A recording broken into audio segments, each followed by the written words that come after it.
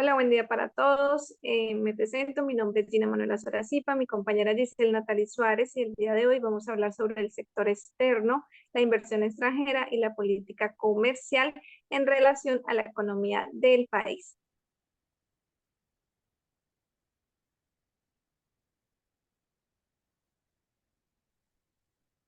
Dale, listo. Entonces, lo primero que vamos a revisar es el sector externo. Entonces, más o menos yo hice un intervalo en tiempos. Este más o menos es de 1991 al 2014, donde se hizo la modernización de la economía colombiana. Esto fue para el año 1991, donde se modernizó y se tomaron pues ciertas políticas, como el ámbito monetario, que lo que buscaba era cambiar el comportamiento de la tasa de cambio con el paso de un sistema cambiario caracterizado por la devaluación gradual. Esto para compensar la reducción de aranceles y estimular el sector exportador. A la vez fueron los gastos administrativos que se cumplieron con la reducción de los aranceles y sobre tasas que facilitaron realizar importaciones y exportaciones, y se mantuvieron los privilegios de menores tasas de interés para los exportadores. Todas estas nuevas condiciones del mercado nacional con respecto al internacional hicieron que la economía tuviera un salto en la modernización, lo cual llevó a aumentar los niveles de comercio en el exterior. La evolución del sector externo y el crecimiento económico se puede observar en este gráfico. Entonces, donde está el papel de las variables externas en el mecanismo de transmisión de la política monetaria. Entonces, está la tasa de inversión, que con el Banco de la República, por un lado están las expectativas y por el otro lado está la tasa de interés de mercado. Entonces, por la parte de las expectativas está la tasa de cambio y el precio del importador que conlleva a la inflación.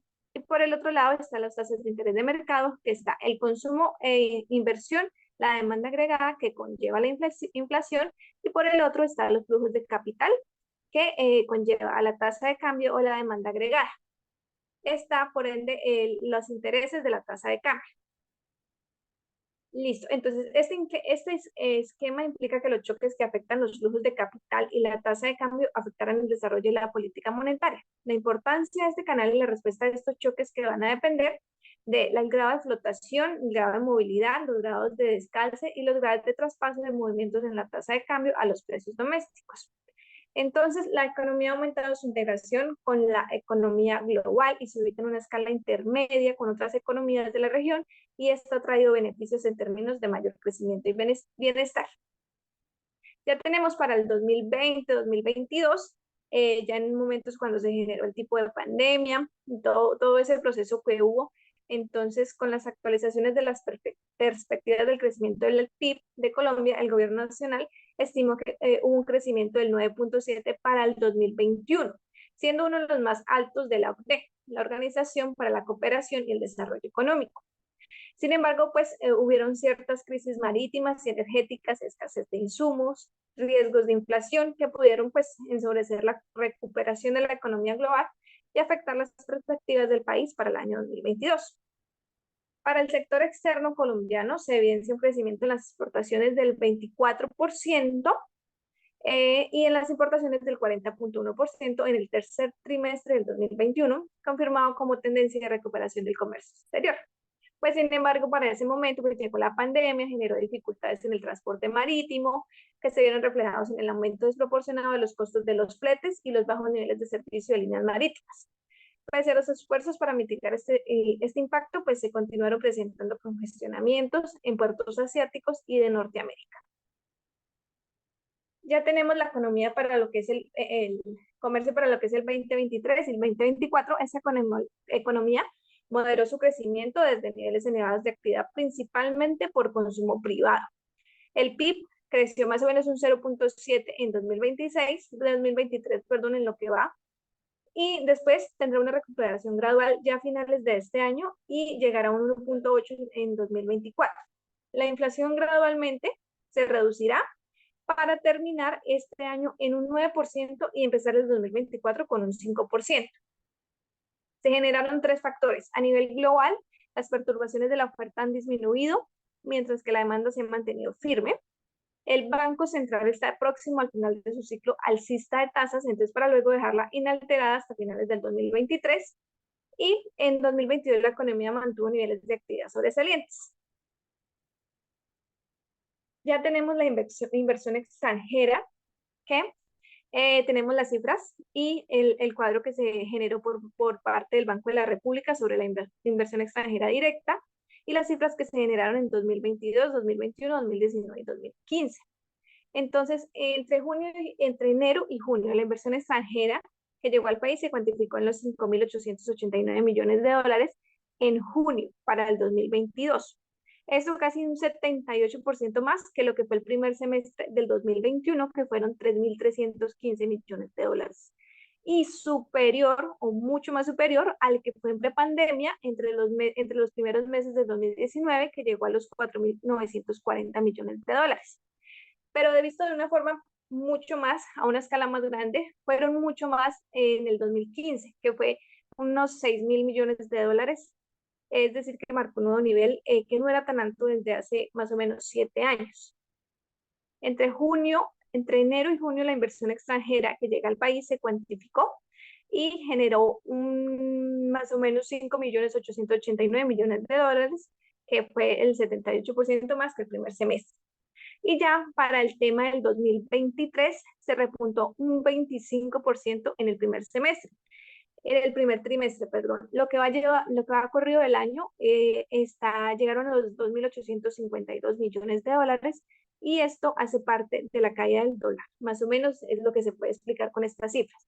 Durante el primer trimestre del año en Colombia contabilizaron recursos por 2.852 millones de dólares en materia de inversión extranjera, lo que representó un incremento del 25.3 frente al mismo periodo del año pasado.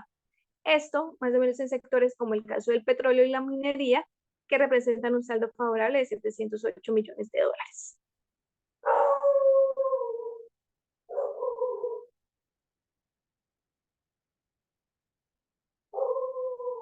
Bueno, ya continuaríamos o más bien finalizaríamos con cómo afecta directamente la política comercial en el desarrollo de la economía en Colombia.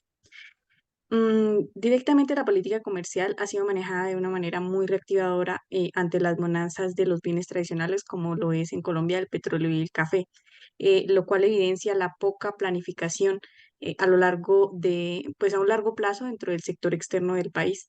Y asimismo, pues las licencias de importación, certificados cambiarios y otras medidas que han sido muy rígidas según la escasez o la abundancia de las reservas internacionales. Entonces, la política comercial de los 70 y 80 se caracterizó principalmente porque fue un impulso a las exportaciones no tradicionales mediante beneficios tributarios, aduaneros y de financiación. La política comercial de los 90 y posteriores al año 2000 se caracterizó por utilizar otros mecanismos de beneficios tributarios como zonas francas, usuario altamente exportador que fue Altex, em, comercializadoras internacionales, beneficios de financiación por medio de Bancoldex, negociación de tratados de libre comercio, asesorías permanentes de Proexport, en la investigación de mercados y en la búsqueda de oportunidades comerciales para el país. La política de importación dio como resultado para el país un aumento de las importaciones de bienes de consumo a costa de bienes intermedios y de capital, luego de la apertura económica.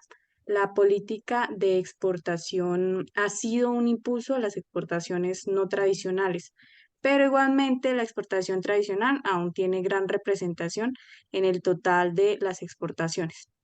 Ya para, digamos que comienzos del 2008, 2009, ha incrementado la participación debido a los precios de muchos bienes tradicionales. Una de las ganancias de la política de comercio exterior es la disminución de la dependencia de un solo sector, que en este caso siempre hemos conocido que es el café. Sin embargo, el país aún depende de gran medida, pues como lo hemos indicado al principio, de exportaciones como el crudo y el carbón, pues porque son, eh, digamos que los bienes más prósperos del país, hasta el punto de llevar a déficit de la balanza comercial en los últimos años. También se apunta directamente un proceso de liberación comercial que ha aumentado el volumen exportado e importado de bienes. Entonces, directamente, eh, Perdón, la existencia de las políticas estructuradas, pues en cuanto a los sectores competitivos, dependencia de las exportaciones, directamente el país en todos estos términos de exportación, en los últimos años o lo que se pretende en estos últimos gobiernos, es elevar más el tema de la exportación. ¿Sí? Con el fin de que pues haya un crecimiento comercial y por lo tanto económico. Colombia ha acumulado una deuda comercial con el mundo de 67.887 millones de dólares. Existe ya evidencia de la falta de planeación de una política comercial, ya sea de protección aperturista, que no ha realizado reformas estructurales más profundas y pues que verdaderamente lleven a la exportación colombiana a que crezca esa exportación para que logre su diversificación y pues directamente fortalezca los ingresos externos. La revisión de la estructura de la protección, la de reducción de costos al momento de comerciar, el aprovechamiento de las nuevas tecnologías, la búsqueda de mercados externos con mejor desempeño económico y con características diferentes a las de la economía colombiana. Pues ya estos son requisitos indispensables para precisamente poder generar en el país un avance y por lo tanto generar que la economía colombiana se pueda mantener en la economía mundial. Muchas gracias. Gracias.